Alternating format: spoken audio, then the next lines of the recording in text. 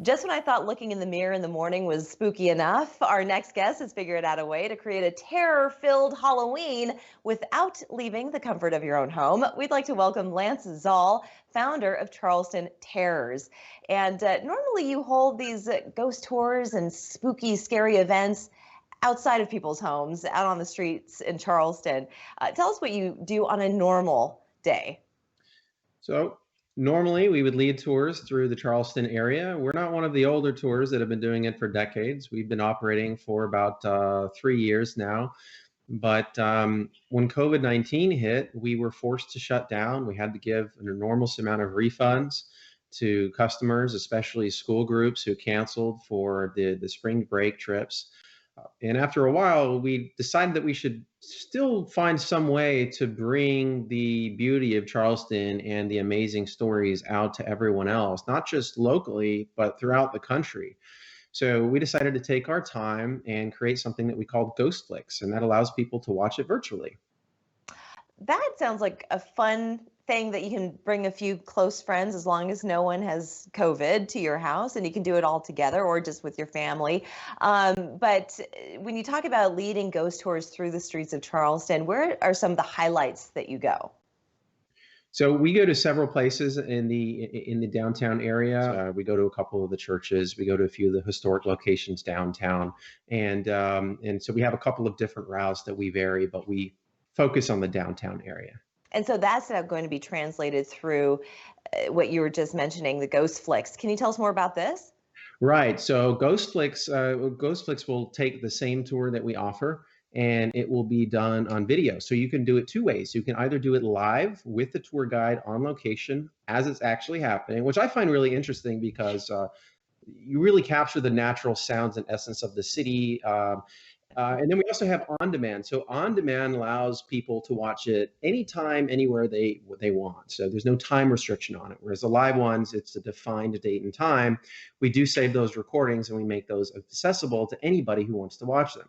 So the great thing about this is anybody that's visited with us in the past, they may be on the other end of the country, they may be in Hawaii, wherever they are around the world, it doesn't matter because now they can access and take a tour and walk through the streets from home. They no longer have to travel to Charleston, and it's safe during COVID-19. So it's a perfect part of what we're going to be offering, not just for COVID-19, but for years to come. So how do you do it? Do you wear a GoPro and you walk the streets and people are experiencing it with you live, or how do you do that? Great question. It's usually a two-person team. Sometimes it's one person. It really depends on the guide and the situation. But typically it's a two-person team where one person is recording and then the other person is the actual tour guide. And then we usually have a third support staff that's helping with the technical details remotely so that we can operate everything. And the nice thing about this is there's a lot of interactivity with the virtual events that you don't get from some of the physical events. So you can still ask questions throughout the experience. So we typically ask guests to give questions at each stop and also at the end. So the interactive element has really been important to that. And that's something that we've really been trying to advance. But getting the audio right and the images right can be a little bit tricky. And I think most people expect to have a perfect movie experience where there aren't background sounds or distractions. But we have to say, hey, look, that's not what we're here for. We're here to I think that makes it more interesting. Exactly. So we're trying to capture the essence of the actual tour.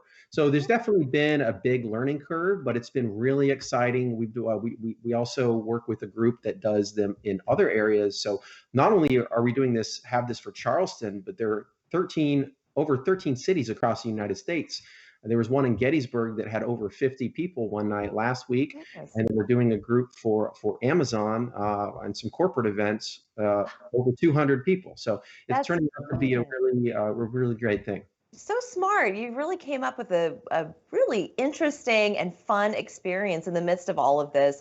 I have to ask you, have you had any ghost photobomb? Not that I think so. You don't know, though. I don't know, no.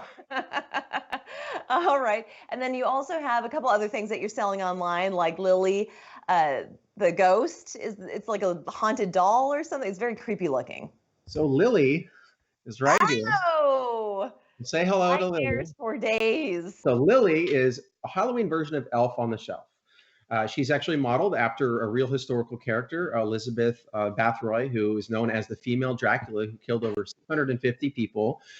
So she's meant to be an effigy to scare away negative ghosts, but I personally prefer using it to scare little children and friends and family members. So it's a perfect thing to have around the house during Halloween season, October, or even any other time around the year. Yes, We usually I keep think her on the. mission accomplished. If you scared an adult, you can scare a child easily. Lance, I want to thank you so much. This has been so interesting and such a fun way to experience Halloween when things have just gone awry this year. So really, my hat's off to you. We're of course going to share that information with all of our viewers and how they can download the Junket app, the Alex app. It's all out there. Thank you again, Lance. Sure. Happy Thank you Halloween. very much. Take care. Happy Halloween.